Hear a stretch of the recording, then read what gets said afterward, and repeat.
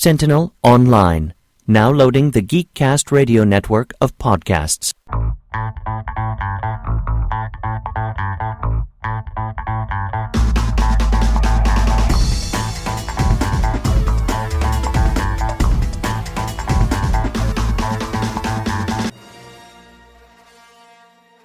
Hello and welcome to episode 185 of the Cinema Geeks. I am one of your Cinema Geeks, Optimus Solo, and joining me today is Movie Revolt Dan. Hello.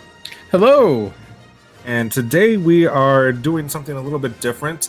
We are actually going to be revisiting an episode that Dan and I did together, actually on Geekcast Radio, not on Cinema Geeks, but we did an episode back December of 2015.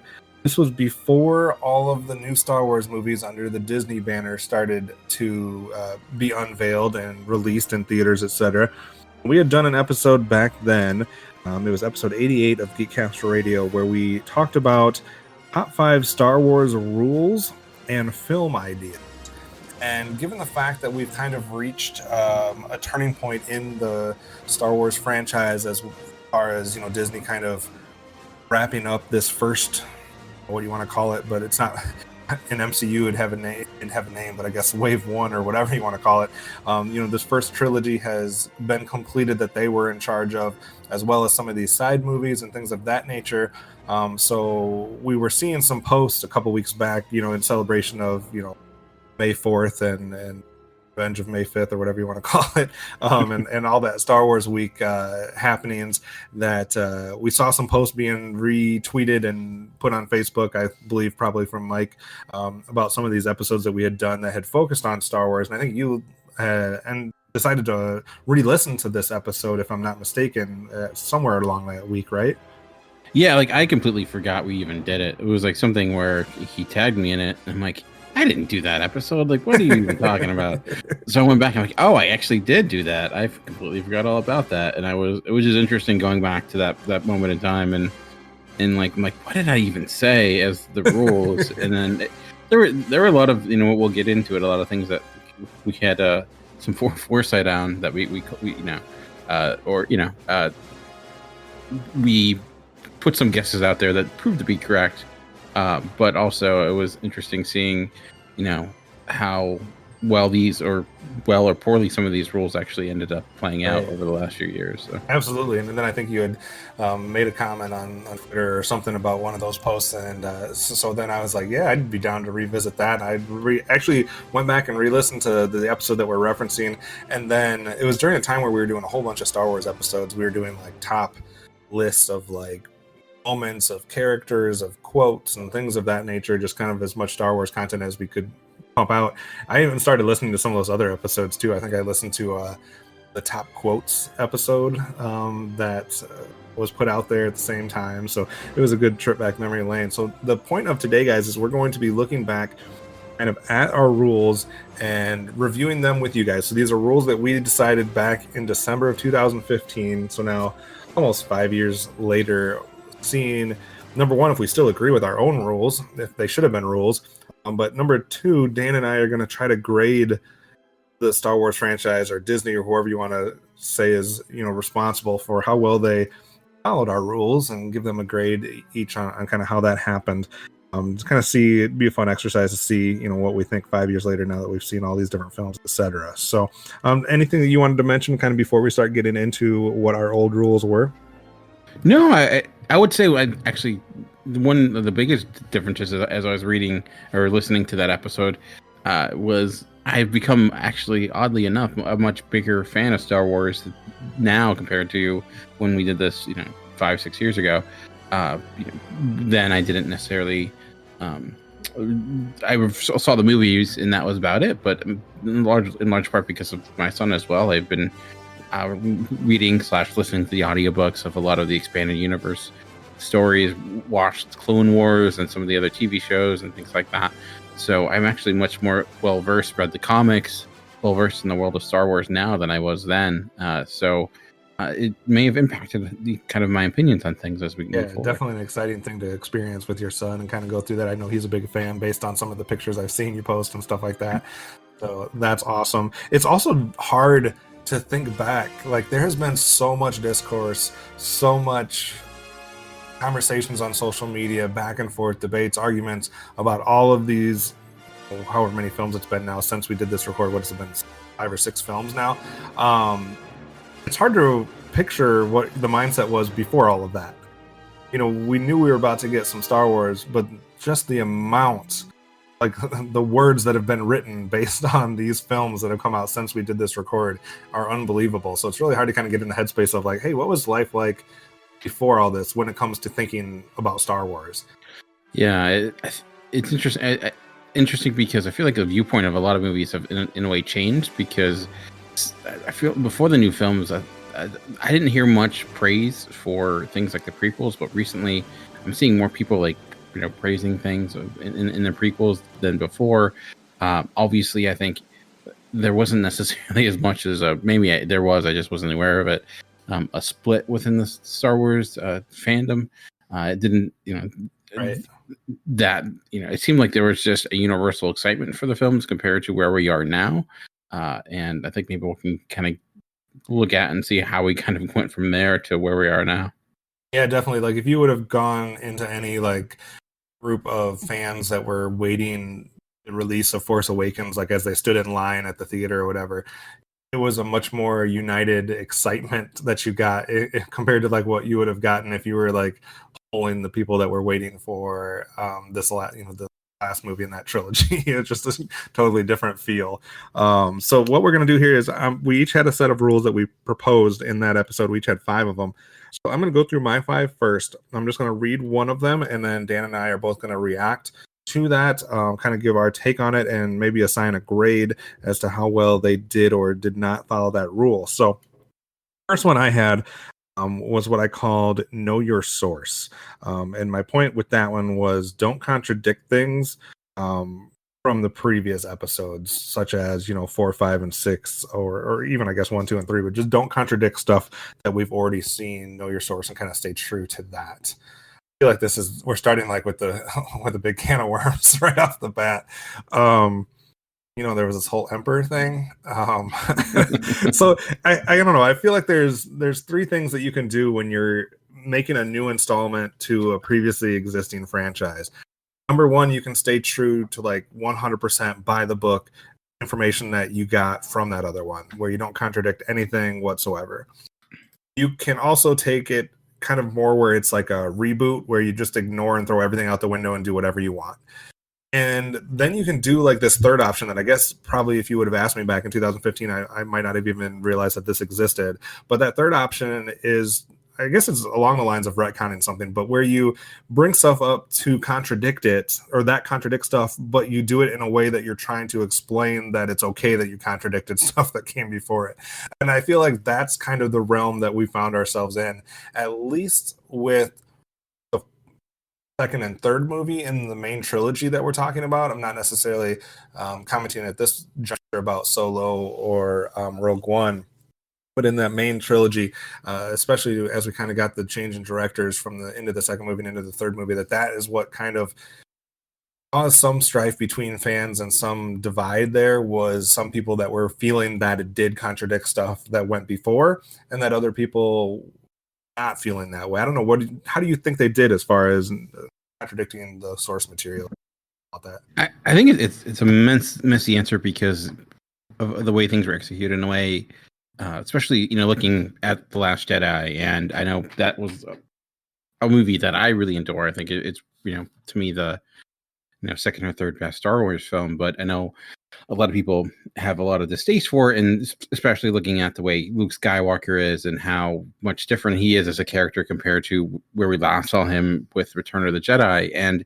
I think on a surface level, I think you can look at it and say they've contradicted what his character was, and I think people bring up a lot of points regarding who he was in that moment in time.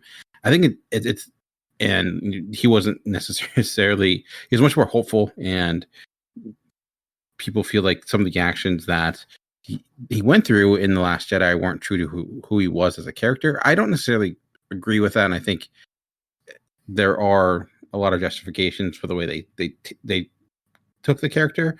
However, I understand where that frustration is coming from, but I felt like it was a necessary frustration in a way, where it was going beyond just the idea of Luke Skywalker within the universe of Star Wars and trying to say more in general regarding where the franchise has to go. So it's like, okay, we need to be able to evolve this in order for Star Wars to be what it once was. It needs to be something new. So perhaps it was contradicting it in a necessary fashion, but then when they kind of then backtracked on that and in a way with Episode 6 and decided to try to please everyone, and you ended up pleasing no one or not nearly enough people, even though I do overall enjoy Rise of Skywalker despite many issues with it. But I do think, we'll get into some of my rules later, and I think Episode 6 might be the 9. Jeez, yeah. There's. I don't want people to come after you, Dave. Yeah, Episode 9. Just go in order. But even in this really bad. Because it tried to, like I said, do everything. And I know there's some small things. There's like the character beats, but then there are things like the TIE Fighter being able to enter hyperdrive, or when that wasn't something it could do or wasn't supposed to be able to do, that people got really angry that Kylo Ren was able to fly that ship at the end of that movie to the planet. And people felt like that was, not paying attention to canon and things like that. So there are all those little things where people freak out about. I don't really care about that stuff all that much. I'm the king. I say all the time, I don't really care much about continuity and things like that. It's a little bit different with Star Wars because it's all within the same story. So I think you can make a bigger case for it compared to like the world of comics. But yeah, I do think that's like someone arguing that like in one of the Back to Futures, like the speedometer only got to 87 miles an hour. It went off to like, come on. I don't necessarily think overall though.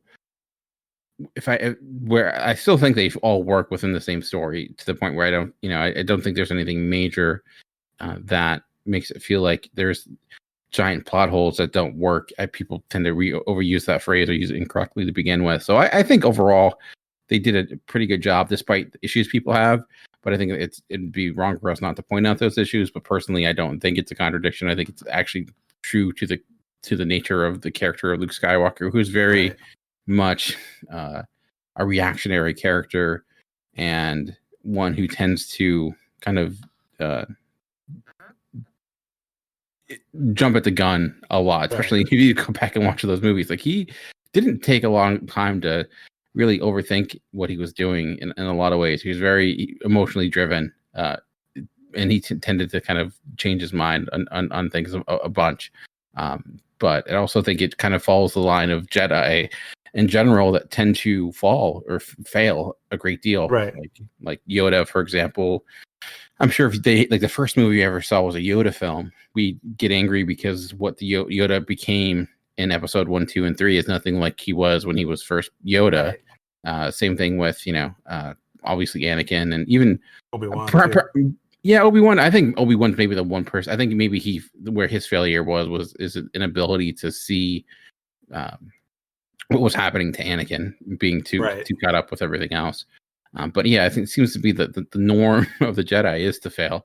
And the norm is to also, like, the difference between characters from one trilogy to the next compared to if it was going from Episode 7 to 8. Like, it's different. If you see either Yoda or Obi-Wan in Episodes 1, 2, and 3, and then you see them in Episodes 4, 5, and 6. Yeah, they're not the same person. They're much older. They've been isolated. They're doing different stuff. So it'd be a lot different if we had saw a different Luke between Episodes 7 and 8.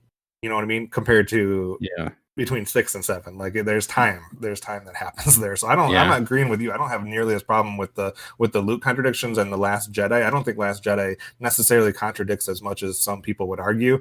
I think the final film in Chapter 9 there, Episode 9, that's when you have to get a little more creative with your explanations, and it gets a little bit harder to defend. Maybe I think you can still defend most of them, but I think it becomes a little bit harder for people to buy into your explanations. Maybe I think the contradiction is more so in the new series itself than it is compared to the previous films, in the sense of, like, I think 8 and 9 contradict each other a lot more than the original trilogy and the new trilogy trilogy do.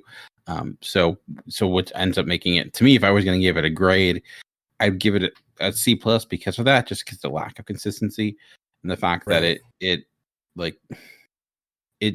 there wasn't, if they were able to fully explore where it was trying to go, I think it would have held out a lot more, rather than like has been brought up, where it seemed like the story that they were going for was perhaps just loosely designed, and what you ended up with was people kind of taking it their own direction, so nothing really connected as well as the previous films.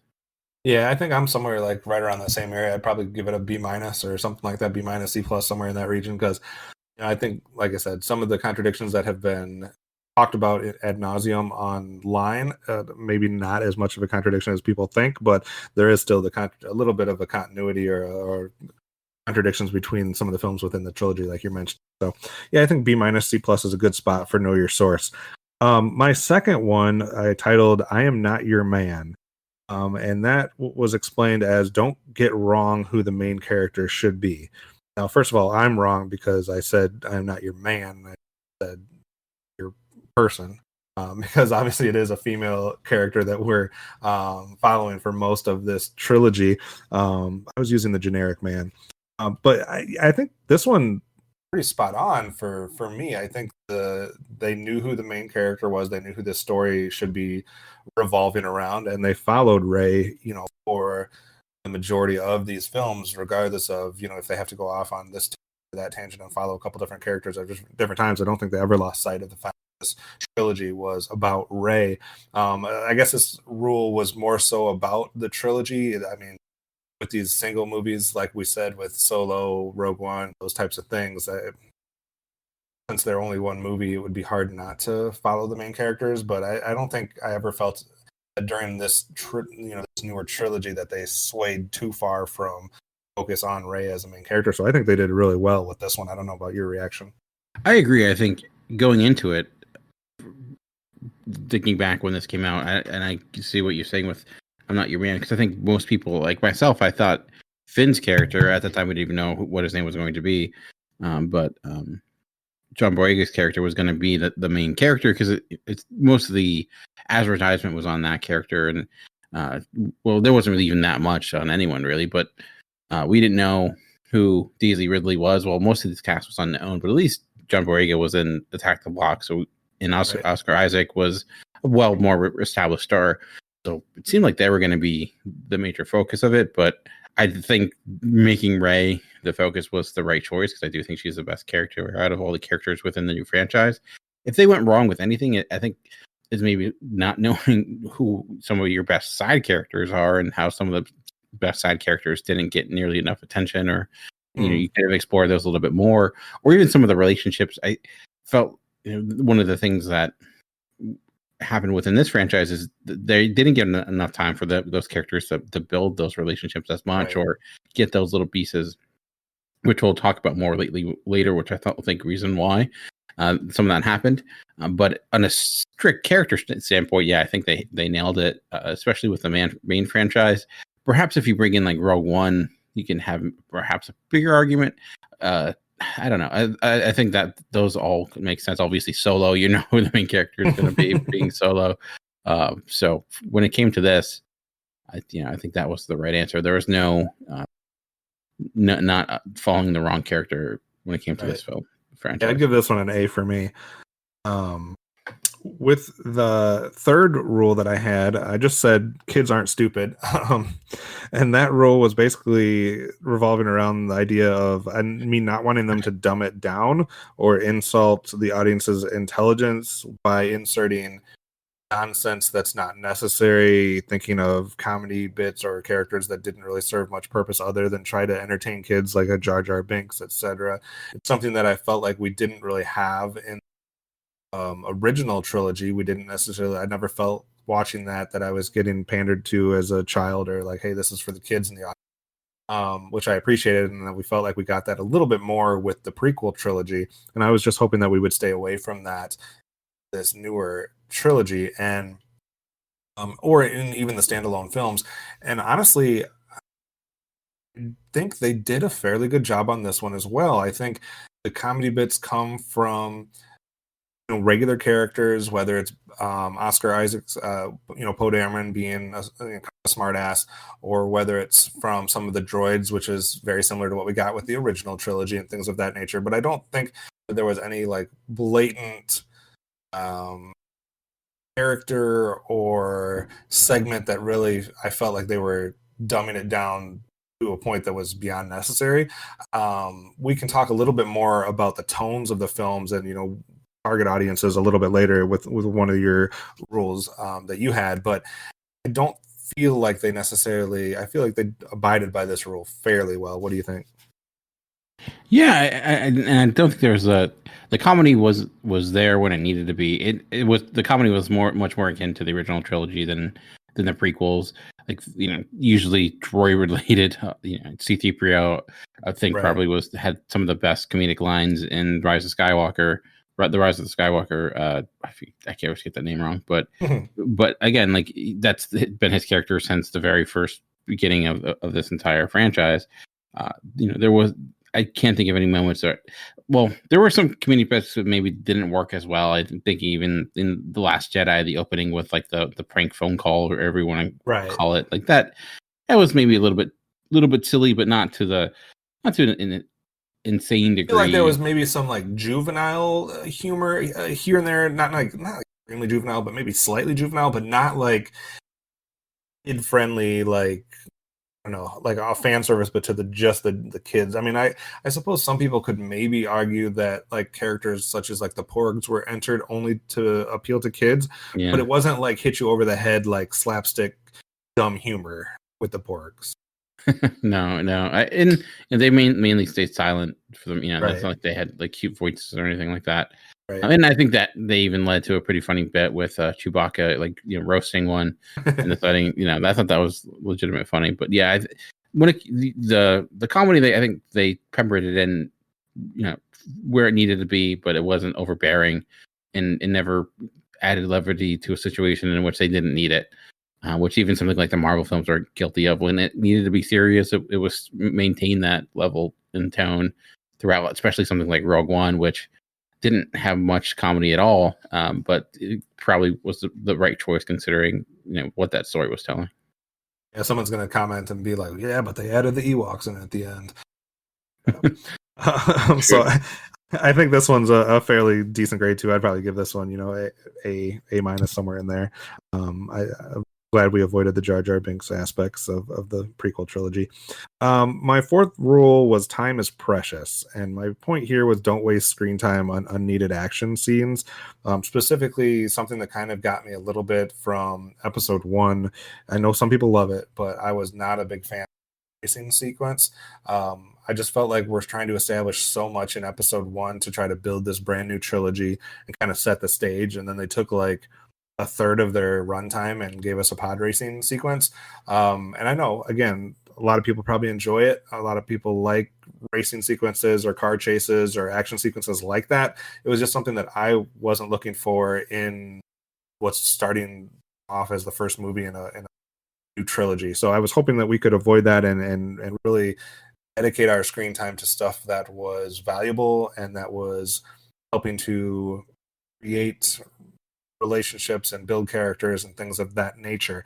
It's kind of a weird one on this one because I can't think of necessarily, I mean, I didn't go back and review scene by scene, all the different movies that came out since 2015, and maybe I'm missing something, but I didn't see like something that just jumped off the page in my memory books about big set pieces or action sequences that had little to do with the story or the plot offhand. But at the same time, I still feel like there was time that we missed in getting some of these relationships and character development. I don't know. What did you think on this one? Thinking back to all the major action beats of the franchises in this or the films that we got in this newest installment, looking at like each beat, I felt like nearly all of them were pushing the story forward in some way. That that there wasn't anything that was overly indulgent. Perhaps maybe someone on too long. The only one I could potentially think of is in the final film, and how maybe that didn't need to go on as long as it did. Just all with the combination of the the horses on the spacecraft and all maybe that, I don't know, maybe it was just a little bit too much, but yeah, I think overall the action was there when it was needed. So sometimes it was brilliant, like the throne sequence. I thought was fantastic. It was, again, hugely important when it came to both character and the story being told. And even in the Last Jedi, the finale action beat wasn't this huge gigantic battle. Was much more of a chess match than anything. So even in the Force Awakens, the final battle, again, it wasn't necessarily one that was breaking new ground, but again, within that was a very important character moment. Character development was key for that all really working, with that external threat happening as well. So I don't necessarily think that the issue with perhaps not having as many character moments was due to the action or having too much action. There are some things that maybe, like, again, like the casino chase with, I was just gonna say maybe the casino chase, but that's the only one I could think of. Yeah, that one was fine. That did go on overtly long, and it kind of just was like, okay, that was probably even for a movie I really enjoy, probably the least effective part of that entire film. But in general, I think action was held out really well overall, and it never felt to the point where I was ever bored, or even the small nitpicks. I think even the contractors would agree that the problems aren't necessarily too much action or having action that feels unnecessary, for at least for what I can remember. What kind of grade would you give this one? I would give it a B+. I was thinking the same thing. Yeah. So yeah, B+ on that one as well. My final one was called "Thou Shalt Not Kill." Don't kill off the coolest character so quickly or in an anticlimactic moment. Again, based on the previous two trilogies that we've gotten, we had Boba Fett, who got killed off very early on after his initial appearance in the original trilogy, the prequel trilogy. Obviously, we had Darth Maul for a moment killed too early, if we don't take into account the animated series, et cetera, et cetera. So we'd seen that twice, and I was like, please don't make that a third thing. Or a third time, because it's not going to be like a third time's a charm type deal. And I mean, how do you consider? I'm trying to think. Like, it feels like Captain Phasma was the one that might have fit into this role. I mean, I know she doesn't necessarily get killed off as quickly, but it's like one of those things where you had a cool character that a lot of people enjoyed that didn't get much to do with. I guess that's kind of how that would fit in. Can you think of anybody else that might fit that, as far as a character that was cool or interesting or intriguing that just didn't get enough, whether they got killed off or just kind of written off? I think Phasma is one that is kind of is the Boba Fett of this franchise, or this trilogy, in the sense of, like, people were really hoping a lot and then ended up really not getting much with her character. Right. I do think I had read the Phasma book that takes place before she becomes part of the First Order, or mostly. It's actually pretty good, and I think shows the potential of her character. Unfortunately, that was not at all explored. And again, like, I don't necessarily think her death was anticlimactic, but I felt in a way unnecessary. I thought they could have clearly have gotten done what they needed to get done without killing her. Right. So in a way, I guess, Darth Maul came back, so maybe you could somehow say she came back. It might be harder with someone not being a Jedi, but I don't know. Or not a Jedi, but having the Force. Right. So her death, I mean, you can look at about killing the coolest character. They did kill the coolest character in the first film with killing Han Solo, but again, I don't think that was anticlimactic. I guess you could also maybe throw in, I know it was, once you see the final film and you hear all the ways that things tie together, maybe you can make an argument that it's not that big a deal, but I guess some people would say maybe Snoke as well. Not as a cool character, but as somebody that we didn't know much about and never got to know much about. Yeah, I think Snoke and Phasma are both ones that seem like they're going to be something and then ended up being nothing. Right. And I think it goes back to just, people have different ideas of where they want to take characters, or you see it a lot, with comic books where you'll get a group, especially with like a team book like the Avengers, and certain writers like certain characters, and then it switches, and then those characters kind of go by the wayside and go away, and it felt like that was maybe what's happening here a little bit. But there are, I think, a number of places you can point to where there are characters that didn't become who they needed to be. But I don't necessarily think the best character was killed off too soon in this. But I do think that certain characters did see like their deaths, which were big moments, quote unquote, ended up not being big moments because we didn't really know who they were as characters. Right, and it seems like it's almost always villains too. Like you could almost make the argument that the Knights of Ren, we didn't get to see much about them after they were kind of hyped up. Apparently, for certain parts that doesn't make 100% sense. But it seems like it's always villains that they can't quite decide who they want to focus on, so they just have them coming in and out. You don't get it as much with the heroes. I know a lot of people would claim, that there were characters that, like you were saying, that didn't get enough time, but they weren't necessarily killed off. Yeah. People would have liked to see more Rose or more, this person or that person, but they weren't necessarily killed off. It just there wasn't apparently, room. So grading this on a random curve in the sense of like having anticlimactic deaths, I do think I would give it a B- because I do think there were not a lot, but there were a number of key deaths that could have been better if the characters meant more, or there's relationships were built up a little bit more. So that's where I think I'm somewhere in that regular B to B- area, because we did see a couple. Again, I think the obvious one would be Captain Phasma, but just a couple things that we were like, well, we were hoping for more out of that character before we didn't get more time with them. So all right, Dan, those were my 5 rules. What kind of rules did you make back 5 years ago? So my first rule, I think it's also important to kind of think of where we were, and this was when we recorded it, Batman v Superman hadn't come out yet, but the big talk was like how it was this more mature film, and a lot of people are like talking about when it came to this franchise not to make it as kiddie, or to get serious and make it more for the adults again. So my first rule went the other way, which was don't go too dark, and still remember ultimately Star Wars is a kids film, so you don't want to become more something that you're not in the sense of becoming too serious to the point where kids can't enjoy it. And I think it's hard. It depends on the movie, but I'm curious what you think overall. I think you're going to be a father very soon. Like, are there films that you think within the new franchise that you would be perhaps a little bit more uncomfortable to show a kid compared to others?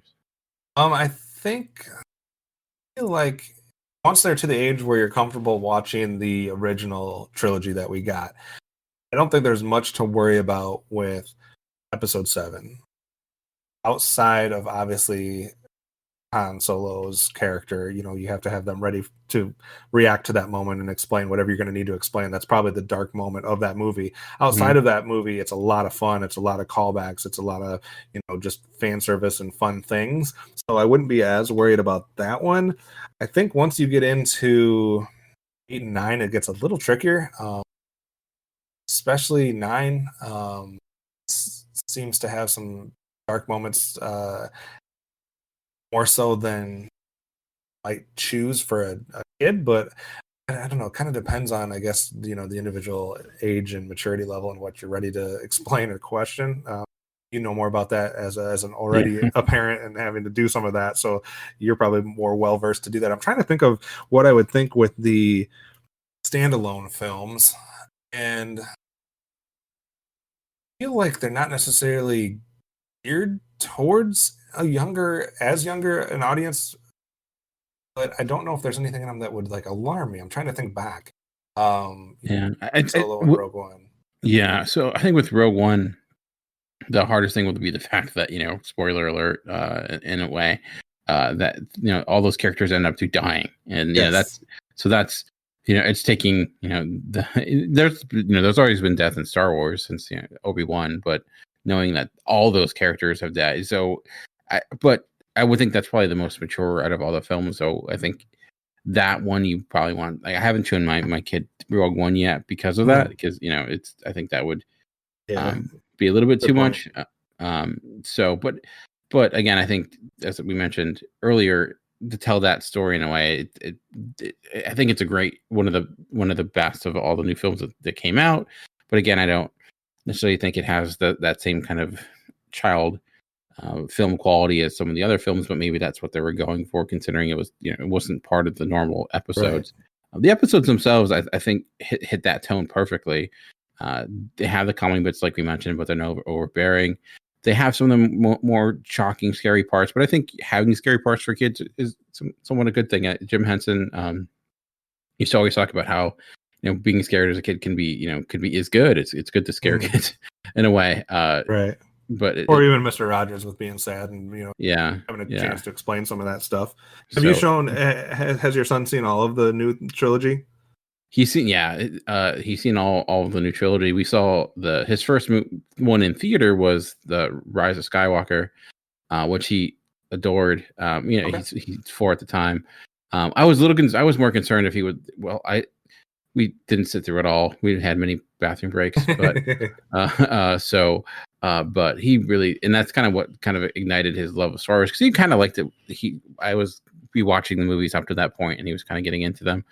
So that what thought like, oh, let's I was home for the holidays at that time, so I went with my son and my brother and his son, who's nice. A little older, even much more into Star Wars as well, but he was really into it. And Kylo Ren, he got so excited when spoiler that Kylo Ren turns good. It was like his it was nice. Kind of his favorite part of the entire thing. So that movie is always going to have a special place. So there were some scary parts where he was really worried. He's a very emotional kid though, but he got through it. So I think if he can, most kids could. But like I mentioned, I think Rogue One would be the one that is, I wouldn't say struggles. I think it hits the tone it's going for, but doesn't necessarily have that kid's appeal. Yeah, the happy ending type thing. Are you sitting somewhere in the B range for this one? Probably, I would go B plus, because when it hits it really well with especially, I think Force Awakens is probably a great film to introduce kids to the franchise. Like, I'm sure that was a lot of kids' first Star Wars movie, right. And it was a perfect, I think, way to get into films and maybe go back and watch the old ones, because I think it does have a lot of things that resemble the first film, but it's a hard tone to hit, and I think it's a tone that so many people tend to miss, and I thought they did a really good job with it for the most part. So speaking of relating to the first trilogy, etc., what's your second rule? My second rule was stand on your own and don't rely so much on the past. Again, going back to when we were doing this, when people were talking about what they wanted to see with these films, people are talking about, all about learning about Luke Skywalker, and it was all the focus was bringing back the old characters and putting all the focus on them. And personally, I wanted them to, not to rely so much on the past. If they're going to keep the Star Wars something new, those actors aren't going to want to keep doing these roles. You need to, keep things going and don't just try to relive what you did before. And I think this was, out of all of my rules, the one they struggled with the most, because as we talked about with The Last Jedi, I think that did the best in the sense of trying to move forward and trying to accomplish just that. I do love the fact that the focus was on a lot of the new characters more so than the old characters, and having them peppered in a little bit. But I do think ultimately, though, it kept going back to the original trilogy. I was curious what you thought. I think this one depends on which perspective you're taking it at. Like, if you're talking about stand on your own as far as creating new characters and a new cast that can ignite interest in a new generation of audience members, I think they really did do a good job of really giving us characters that we could care about, whether it be like you said, Kylo Ren and his turn to good, whether you're talking about Rey, Poe, Finn, etc., BB-8, the Porgs, whoever it is. I mean, there was a little, Maz Kanata. There's a little bit of everything as far as new characters that they really did.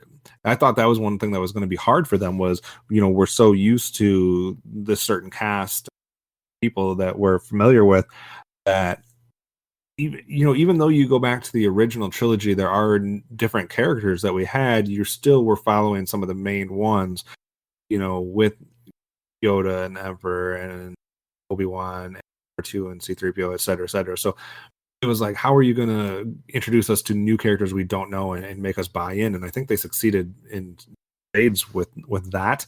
I think the problem is if you look at it from a perspective of, the story beats and the plot points that are very eerily similar to, that original trilogy, especially in Force Awakens.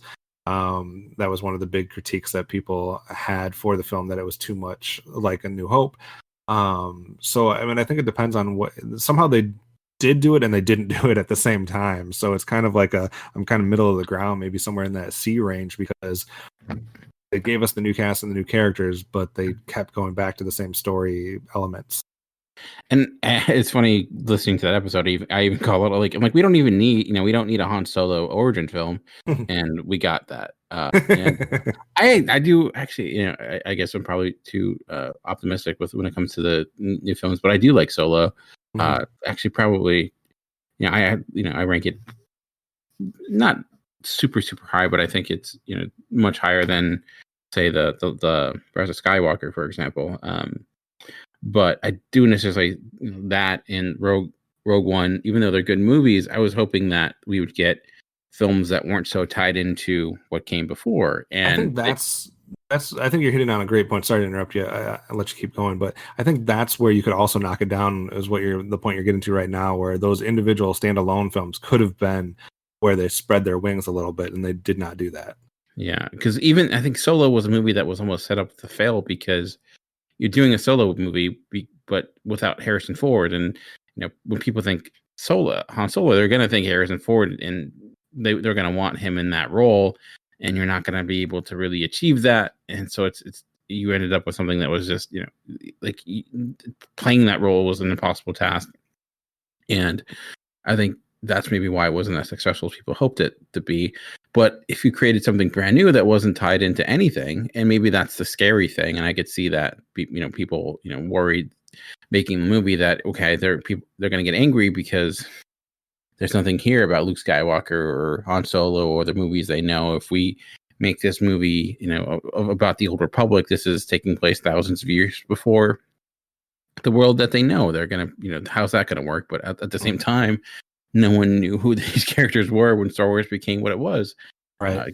Becoming new, just because something is unknown doesn't mean people won't go after it. Like Guardians of the Galaxy, for example, in the Marvel films, it existed in the Marvel universe, but there was no Captain America in that movie or Iron Man. It was these new characters and Star Wars can do just that. Like, it's this gigantic, huge franchise with endless amounts of books and movies. You can make a monster film. You could basically do what Marvel did and have different genres that you approach with these characters. But I think that's where it faltered the most. And I think even going back to the last movie, bringing back Emperor Palpatine, and it kept taking like one step forward and two steps back, in my opinion. Right. So I kind of feel like I'm speaking to two sides of my mouth, because I'm like, I like these movies, but again, it doesn't necessarily follow this rule.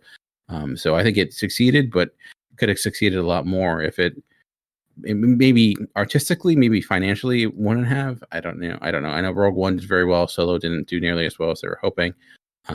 But I think, and because of that, they they saw that box office drop lower and lower, maybe because people were sick of the same thing over and over again. So anyway, so to clarify, when it comes to Stand on Your Own, I actually gave this a D. Okay, I can see that. Because I think it didn't do that. It did it in the sense of these new characters, but it didn't stay committed to it, and it felt like it was trying to overcompensate for it too often, and then because of that, you kind of ended up with a little bit of a mess all over the place. Yeah, I think it was like something like you were mentioning, like they were almost afraid to go without that security net, to fall on. Like they needed that known entity or known quantity. It was like, even if you take like the Force Awakens, like they're bold enough to kill off Han Solo, but then they're like, but we still got two characters in our pockets. You know what I mean? Like they're like, yeah, but we still got Luke. We can kill him off the next episode. We still have Leia, but we won't kill her off till the like they were afraid to cut that tie and have something where it's like, okay, now we connected the stories. We had these characters that did exist in the other one. we're going to cut the cord and now go on our own. And it was like, no, we're going to cut one thread of the cord, but we want the cord to continue. So I totally get that. What was your next role? Yeah, and even bringing up Rey being a Skywalker or Palpatine, like that to me was like, you didn't need. She could have just been Rey. So that to me was one of the biggest failures in that. Anyways, not to ramble on. But my next one was regarding casting, and said don't cast based on names. Stay away from big names, because it's similar to like a character, like when they're casting Superman. You want them to see the character first before the actor, and I think that's definitely the case when it comes to Star Wars. You don't want you don't want to feel like you're seeing a star, in a universe that's supposed to be the special universe. Like if Tom Cruise is running around, it's just going to feel weird. And I think in casting wise, I think they did a great job, even with all the films. Or, I mean, the one person I could think of was like Benicio del Toro and the Last Jedi. Like I thought he just didn't really felt like a weird casting choice, and it didn't really work as a character. But besides that, again, it was a lot of actors that were on the precipice. Or I think are bigger now than they were then. Like Oscar Isaac I think is a bigger star now. He's still not a huge star, but I think he's still hugely respected. Daisy Ridley, this was her breakout role, and I think that she was fantastic. I think she was, again, like finding a diamond in the rough. With all the and even the side films. I mean, Donnie Yen, who was in Rogue One, is a huge international star. So I could see those people that are even as a fan of Ip Man, but in a way to contradict my own rule, seeing him or that type of character in a Star Wars universe actually ended up being kind of cool. And then and I guess also thinking of what is his name that was cast in Rogue One as Guerrero. Forrest Whitaker. Again, another big star. I think he's probably too, though. I think he kind of got that role, and he's actually kind of stayed committed to that role. He's done voice work in the Clone Wars and in video games. So I don't know. So I don't think it was perfect. That's why I would give it like an A-. But overall, I thought casting was pretty spot on for all. Yeah, even when you look at like the leading ladies in each of the films, whether it be Daisy Ridley or Felicity Jones, right? That's or Amelia Clarke. None of them. I mean, obviously Amelia Clarke had some, knowledge of people, from the Game of Thrones, etc., but not like a universally known name. It didn't seem like, maybe from old school television standpoint, you could throw Woody Harrelson in there, but overall, most of those people that they did put in there, like Forrest Whitaker, Woody Harrelson, those types of names, it wasn't like they were taking over the movie necessarily, or like that it was distracting you from their character or things of that nature. It's not, I think the biggest offender, and we mentioned this in the episode 5 years ago, was probably in the prequel trilogy with Samuel L. Jackson. That was probably the one big in the Star Wars, just put somebody in that it's going to be impossible not to see Samuel L. Jackson. And maybe he had something to do with that as well, because hey, he's Samuel L. Jackson, a name of franchise he hasn't been involved in. But I don't think they did anything that was that bad. So I'm with you. I think A- is a pretty good one, because they did use some middle of the road or some former big names or people that became bigger right afterwards, but it wasn't like anything that was distracting to me. Yeah, usually if they used a big name, it was for a side character, not a main character. Or when they cast the young Han Solo, and they went with a really relative unknown. I think his only role really that I could think of before that was like Hail Caesar. I think when they knew they had a certain character, had a big character, they did their best to not cast a well-known actor. But all right. My next one, number 4, was keep it timeless and don't update the tech too much. You see that a lot with, as we're seeing a lot of these franchises revisited. Alien, to me, is the worst offender of this, is when you have a movie that takes place before or around the same time as other films, and the technology looks a trillion times better because now it's been 30 years. So they're trying to make it mimic today's technology when the movie 30 years ago was mimicking the technology of that time. Like Prometheus takes place before Alien, but it's like a completely different world. Right. And that was my concern with Star Wars, even though this was taking place in the future, or even something like Rogue One, or taking place in like where suddenly now everything is going to look cleaner or better. Like how can that, how can they have this if it exists within the Star Wars franchise? And again, I think they did a really good job with this as well. I can't really think of anything technology wise or what they were able to do.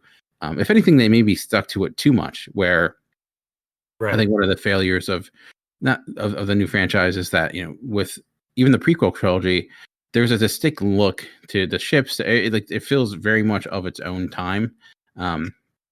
Where the new films felt too much of an extension of the previous ones, because you do have the TIE fighters again, you have the X-Wings again. So if anything, they maybe could have broken this a little bit more, where we got some newer ships or some newer looks for things. But again, based on the role itself, again, this to me was an A, because I couldn't think of any time in which I felt that this was broken. Right. I think for me, and this is coming from someone where Amanda and I are in the process of currently watching all things Star Trek chronologically. That includes all the series and all the movies. Wow. That's an adventure. Yeah, in a chronological order. So far we've watched Star Trek Enterprise, which technically was the earliest one from a time standpoint as far as where the story takes place, and then it goes to Star Trek Discovery, and then it goes to the original series, and then the movies get sprinkled in, et cetera, et cetera. Man, Enterprise did a decent job. Star Trek Discovery, the technology that they have in Discovery, and then going right into the original series is like, I don't know, it's like getting hit in the head with a hammer as far as like how jarring it is that the tech was nowhere near what it should be. And I know they try to make some ways to explain that. But anyways, so I've seen it done badly. And I'm with you. I don't feel like they missed the mark on this one. I would be tempted, just thinking about this only, to go back and rewatch Solo, because that's the only one that I could see possibly having some moments where you'd be like, maybe not, but I don't remember any of those moments. That's why I say I would have to go rewatch that, strictly thinking of, does any of the technology or does any of the look and the feel of this not fit where it fits in the chronological order, because that's the only one that they kind of were going backwards not extensively, but relatively. Yeah. So that would be the curious one that I would have to rewatch, but I can't think of anything off the top of my head. And I definitely, in the episode numbered ones, I don't feel like they did a bad job with that at all. Yeah, I think for thinking of Rogue One, like they had like these different Star Troopers, like the Death Troopers, which were brand new, which you could maybe say like they didn't have they didn't have troopers like that at that period in time, or something like that. There, those were new, and some of the robots were different. But I think everything that they created, I think you could at least see within that, because there were the Royal Guard and things like that. So I mean, the Millennium Falcon did look a lot cleaner and a lot nicer, but I think it made sense, considering it was probably a tad bit newer. Right. I do like the fact that they did somewhat increase the Force, what we saw that the Force was capable of as we went through each movie, because they kind of like added a new wrinkle each time. Some people didn't like that as much, but so I felt like that was evolving at the same time. So yeah, I would give this one a pretty good grade, probably in the A- range. Yeah, and my last rule was don't overexplore Star Wars. Don't make too many movies. Don't do what you did with James Bond, where you have so many James Bond films you can't remember which one goes where, or you even a great one is kind of lost in the shuffle of all the different James Bond films. Or there's make it feel special. And I think, again, this one is one I think they didn't necessarily do a great job of. And I think that's a big reason why we're now finally getting a break of Star Wars films, because there was too many. Getting a Star Wars a year probably wasn't the best idea in the world. And I think they did overexpose it a little bit too much. So this is one I would give a C plus to a C plus, because having breaks between the episodes I think was smart, and necessary. And I'm kind of glad that they saw the error of their ways, and now I don't think we even have a new Star Wars movie even announced at this moment in time. But I think it took a little bit too long to get there. And I guess they were probably at a point where they couldn't really right the ship until everything was kind of done and over with. But so I think they did overexpose it, unfortunately, and that's why I gave it a C. I'd never think that I would say that they gave us too much Star Wars, but probably even a little bit harsher on this one. I'd probably give it a D. And I think the main reason here goes back to one of your other rules. Yes, well, first, I think they were in a bad situation because they're seeing stuff like what's going on in the Marvel Cinematic Universe, where it's like 4 movies a year, and they're able to sustain that and make the money, et cetera. So they're seeing how much money these Star Wars movies are making, and they're going to want to try to pump out as much as they can and see what where the limit is. But I think it was smart to separate the episodic ones with the standalone ones. But the problem that they had was, going back to your other rule, they didn't separate those standalone movies enough from what we were getting. I think if instead of not, and I'm not saying I don't want to have Rogue One as a movie or don't want to have Solo as a movie or that I dislike them, I just think they needed to go farther in a different direction so it actually felt like we did get not necessarily a break from Star Wars, but something completely different that then would have captured us back into, like you were talking about, Guardians was something that was completely different in the MCU. So those movies, it wasn't like they were giving us different versions of Captain America, and one was just going back in his past, and one was giving us, a regular in line with the story. So I think that's where it became overexposed for me, was that Rogue One and Solo didn't separate themselves enough for it to feel different. So now it does feel like you're getting the same type of thing year after year after year. Yeah, if you had a Star Wars film that was like a monster film, which you could do, right? There's like crazy monsters in it, where you forget that it's even a Star Wars film. But then, it feels different enough, and it gives you new characters to love and enjoy. The fact that it is part of this universe, but it's not necessarily having to tell the same kind of connected story. You're just getting where you feel like you're just getting the same bits of the different bits of the same pie.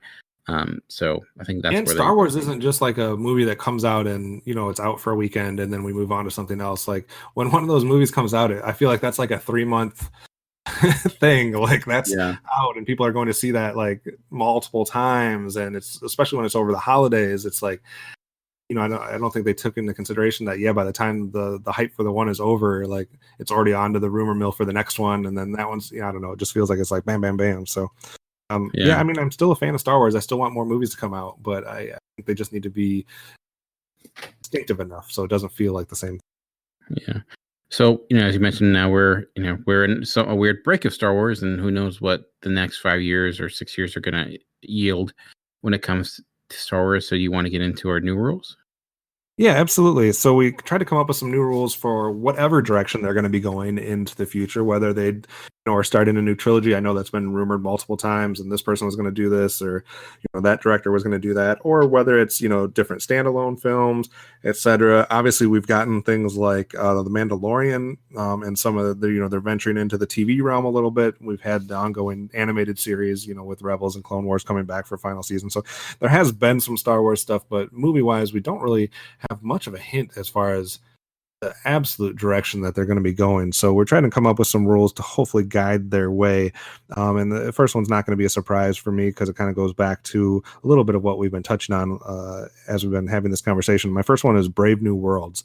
And I want them to brave new worlds. Like I want them to branch out a little bit and give us stories that, the Skywalker story is done. Hopefully. They say it is, so hopefully it is. Not that I have anything against the Skywalkers, but let's move on. There's a lot of planets. There's a lot of different races.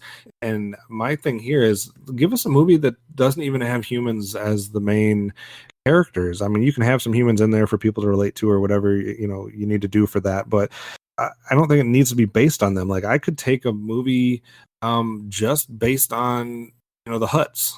Just give me a movie based on the Hutts. It can be a gangster type film or, whatever you want to do, or, whatever other race you want to go to, whether you go to the Wookiees or whether you go to whatever your favorite alien race is, like try that, or go to a completely different planet and let's just have a story there. Like I'm ready for them to branch out and give us stuff that's not necessarily tied to or connected. Yeah.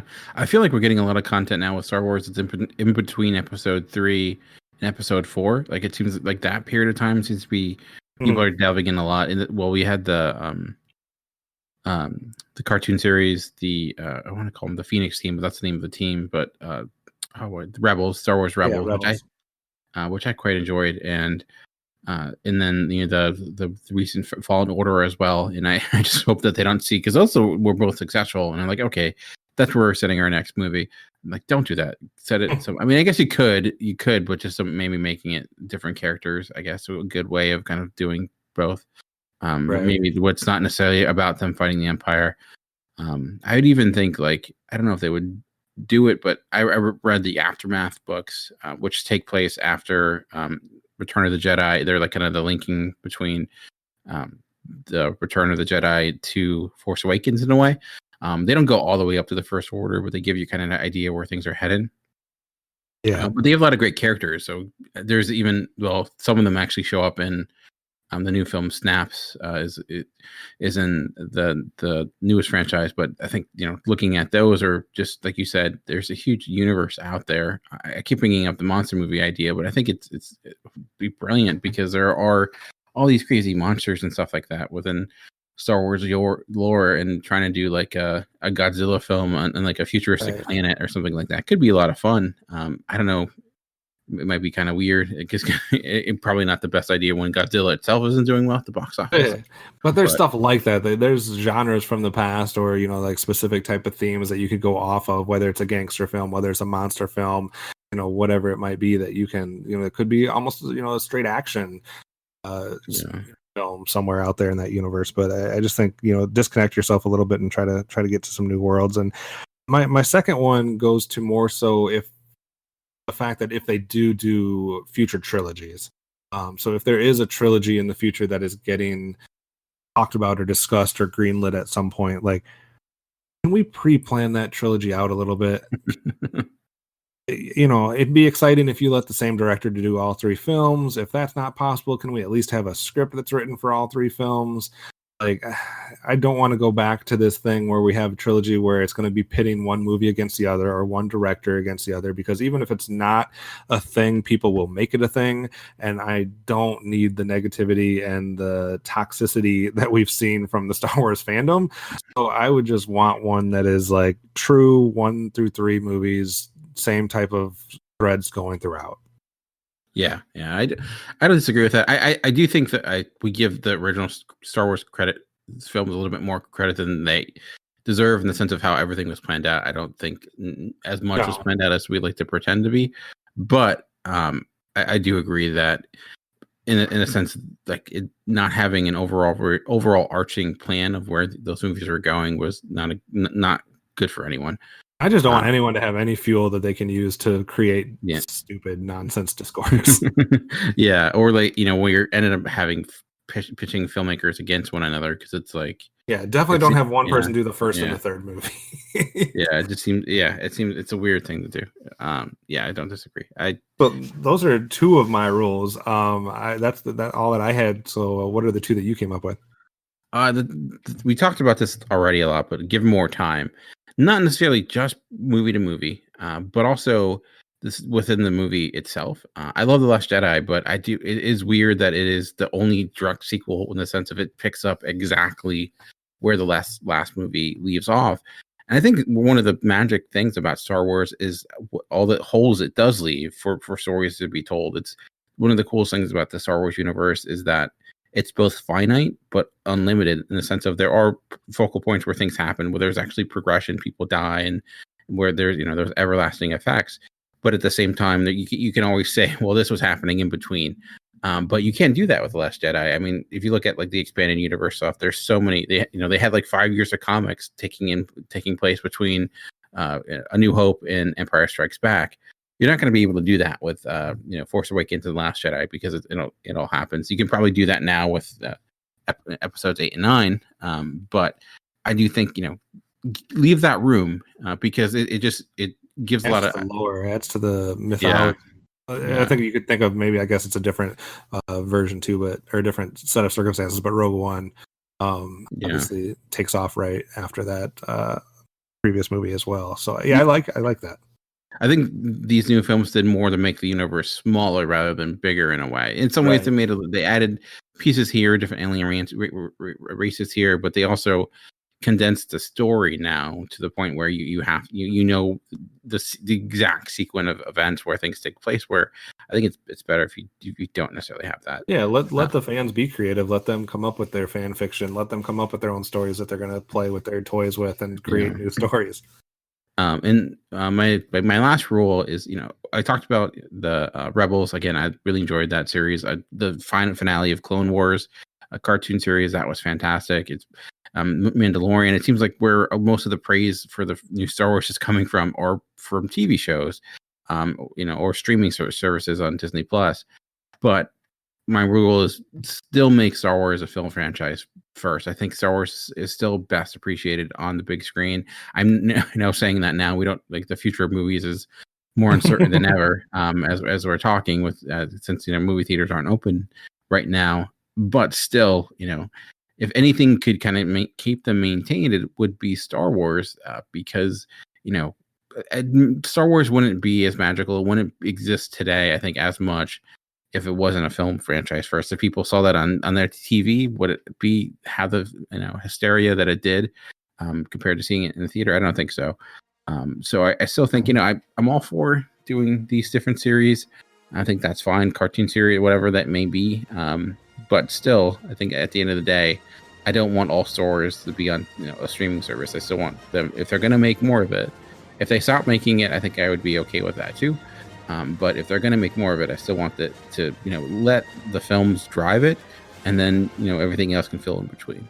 Yeah, I definitely agree.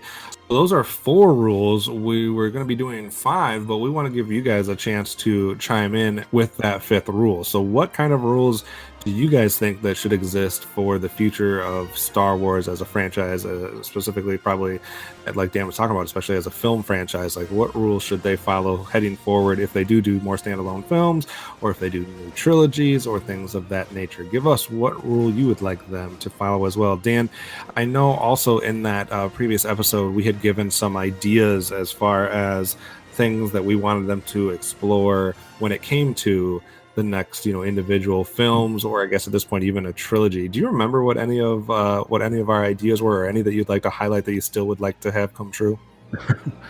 So I had some random ones. I think I had one called Jabba's Place, which was like a takeoff of Cheers, but like Jabba's Palace. I don't know if that would be maybe a funny cartoon short. I don't think that needs to be a television series. I did talk about the Old Republic. I think that's probably one that a lot of people are saying, there's even a Darth Revan story or whatever it may be. I do think that there's a lot to explore there. I mentioned even like some of like Darth Bane, who was the first major the Sith Lord that came up with the rule of 2. It would be hard to do, I think, a film on a focus on a villain, although we've seen it be successful. I think sorry, I can't remember the ones that you came up with, but those were two I know that I know I had one that was more Jedi related. I think it was back in, I think you had like a racing one idea of doing like a race, something of that nature, if I'm not mistaken. I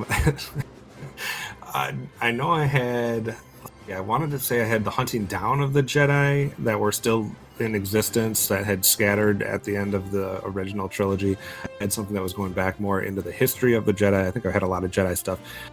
But I guess the one that was the best idea that I had was the bounty hunter idea of having a movie or something that was all revolving around bounty hunters and kind of what they were doing. But I guess we somewhat got that with Mandalorian. Yeah. So, and it's been received pretty well. So apparently people thought that was a good idea. I wish I had something as good of an idea for them to do in the future as that. But we'd also love to hear your guys' ideas for what future movies should revolve around. Like, what characters do you want to see, or what time periods, what stories do you want them to discover or investigate more? So there's a lot of stuff that we can get your feedback from. You can do that in a number of different ways. First of all, you can go to the website, geekcastradio.com. Just find our episode post there, and you can comment right there, and we will for sure respond to that. Or you can interact with us directly via social media. Best way to do that is probably on Twitter. The show handle is @CinemaGeekcast. My Twitter is @OptimusSolo. Dan, what is yours? It's DXO_Dan. So you can get a hold of us either at the website or on Twitter, and we'll definitely interact with you guys and start a conversation there. We also have some stuff that you should probably keep an eye out that is going to be coming down the pipe. Some unfinished business that we have to do, which is number one, start reflecting back on the decade that was. The 2010 to 2019 region has come to a close. I know people define decades differently, but that's what we're considering with that. And we're going to be doing some countdowns when it comes to the different movie genres, similar to what we did at the halfway point. Now that it's all the way through, we'd like to see how our lists have changed, which movies have been added and subtracted, and all that kind of jazz. So we're going to be doing that very soon. And we also owe you guys something that we had let you guys vote on a while back, which is a spotlight on Westerns. So we're going to be going through and giving you our thoughts on some classic modern Westerns and just various Westerns throughout time that might be blind spots to us. So it's going to be a fun little adventure that we go on with that. Those are things to keep your eyes peeled for. But until then, Dan, anything else you wanted to highlight, anything or talk to the listeners about? I actually am going to hopefully be starting doing some general top 10 lists for the website. Nice. Which I think will be fun. I think the first one I'm working on right now is comic book related, which is the top 10 Jeff Lemire books. But I'm thinking about, this had me really thinking about different Star Wars lists to do. So if you have any ideas of what you would like to do, like top 10 Star Wars, whatever, shoot me a line and I'll try to create something. I'm hoping that in our adventure, as we keep going through all the Star Trek stuff, that I'm able to put some articles out there. I'll kind of base along different stuff that I'm seeing as we go through each series, or maybe comparisons or character wise or different stuff. So I'll be trying to give you guys some feedback on the different series as we complete them and through that. So, but until then, tune in next time for another chance to listen to the Cinema Geeks.